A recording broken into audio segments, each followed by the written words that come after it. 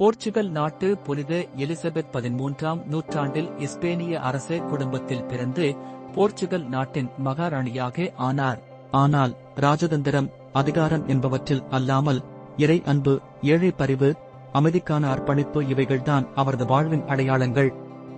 தனது கணவரும் மகனும் இடையே ஏற்பட்ட போரை அமைதியோடு முடிக்கச் செய்தவர்.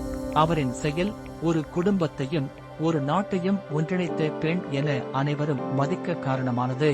மரணத்திற்கு பிறகும் அவரின் பணிகள் மற்றும் இரக்க செயல்கள் மக்களின் நினைவில் நிலைத்து நின்றன. போர்ச்சுகல் நாட்டின் புனிதராகவும் போரிலும் குழப்பத்திலும் அமைதி தேடும் அனைவருக்கும் வழிகாட்டியாகவும் திருச்சபை கௌரவிக்கிறது.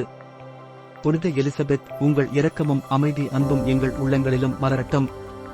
உங்கள் பரிந்துரை வழியாக நாங்களும் அமைதியையும் நீதியையும் விரும்பி வாழும் அருளை பெறுவோம். ஆமென்.